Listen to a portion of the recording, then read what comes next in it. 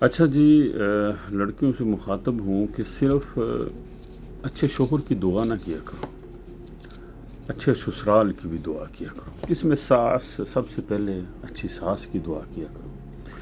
یاد رکھو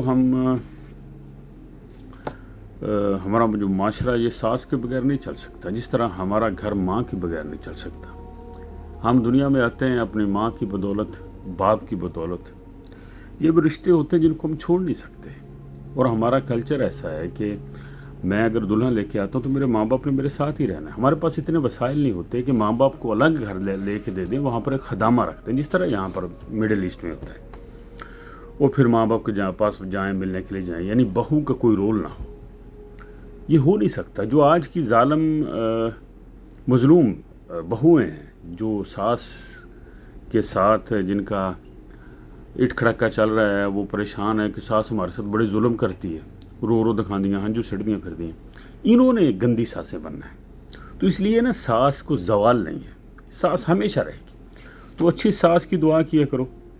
جتنی بھی عورتیں اس وقت جو ظلم کر رہی ہیں نا، جو ساس بن کر، خدا کی قسم ان پر ساسوں نے ظلم کیے ہوئے ہیں۔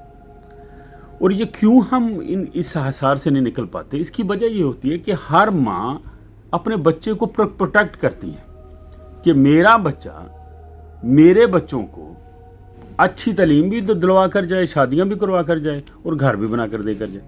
کماؤ پتر نو ایویں دے دے کسی بڑھی نو بھی جا بھی تو جا انہوں لے جا وکری ہو جائے، تو یہ نہیں ہو سکتا۔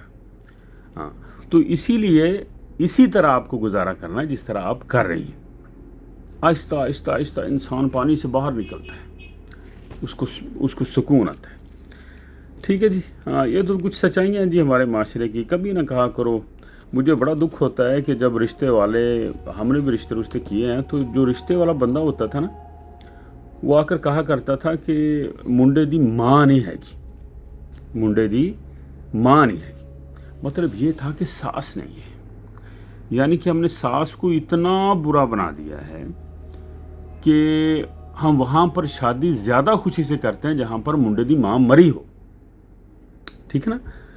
تو میں کہتا ہوں کہ جو ہماری بھی یہی کوشش ہوتی ہے کہ وہاں پر رشتہ کریں جنہ دی ماں مر چکی ہوں، کیونکہ وہ سپیس لیتے ہیں۔ صرف سپیس لینا ایک الگ بات ہے، گھر میں پڑی ہو ٹھیک ہے، لیکن وہ جینا حرام کرتی ہے گھر کا۔ بہو کا جینا، گھیو پتی تو لگ کے گیس سلنڈر تک وہی نظر ہوتی، ٹھیک ہے نا؟ یہاں تک بھی نظر ہوتی ہے کہ جھاڑو ماریا تو کہڑے کہڑے کونے دے وچوں گند نہیں کڈیا، ایویں منجے تے بیٹھی بس یہی کام۔ تو یہ جینا حرام کر دیتے ہیں جی۔ بہو بہت کام کرتی ہے، سارا کچھ کرتی ہیں، لیکن یہ ان کو ٹارچ کر کہہ کر، اور جڑے منڈے صاحب ہوندے، بار بار میں وہی باتیں کرتا ہوں، انہوں دے پیراں تھلے جنت ہوندی، امی جی والے ہوندے، عورت نہیں آئی ہوتی اس کے اندر، اس کی اس طرح محبت نہیں ہوتی جو بیوی ہوتی۔ حالانکہ اس گدھے کو پتہ نہیں ہوتا کہ سب سے بڑھ کر آپ کے لیے بیوی ہے اس وقت، جس نے اینڈ تک آپ کا ساتھ دینا ہے۔ آپ ماں کا بھی سر چومو، لیکن بیوی کو بھی ایٹ لیسٹ گلے لگاؤ، یعنی کہ دونوں چیزوں کو ساتھ لے کر چلو، ٹھیک ہے؟ ہاں، یہ نہ ہو کہ جب تک آپ ماں کے حصار سے نکلیں تب تک آپ بیوی کی نفرت مول لے چکے ہو، بیوی آپ کے لیے نفرت کے اندر اس کا دل پھٹ چکا ہو آپ کی بدسلوکی سے ایسا کر۔ تو یہ کبھی نہ کریں۔ خرچہ بھی بھیجیں تو ماں کو 50,000 بھیجو اور بیوی کو الگ 20,000 بھیجو الگ، ٹھیک ہے نا؟ ماں کو ہمیشہ سر آنکھوں پر بٹھاؤ، لیکن بیوی کو کبھی اپنے جوتوں میں نہ رکھو، نہ اپنی ماں کے جوتوں پر، نہ اپنی بہنوں کے جوتوں پر۔ اور اسی وجہ سے میں نے کل ایک ویڈیو بنائی تھی، عورتیں بہک جاتی ہیں، عورتیں کسی اور کے ساتھ انوالو ہونا شروع ہو جاتی ہیں فونوں چیٹوں پر، جب آپ اس کو پوچھتے ہی نہیں، ٹھیک ہے جی؟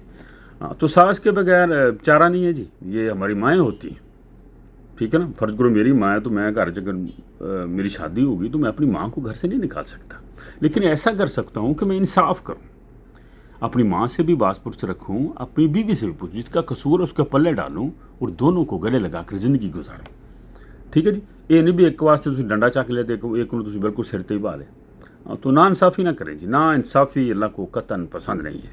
بہت شکریہ جی۔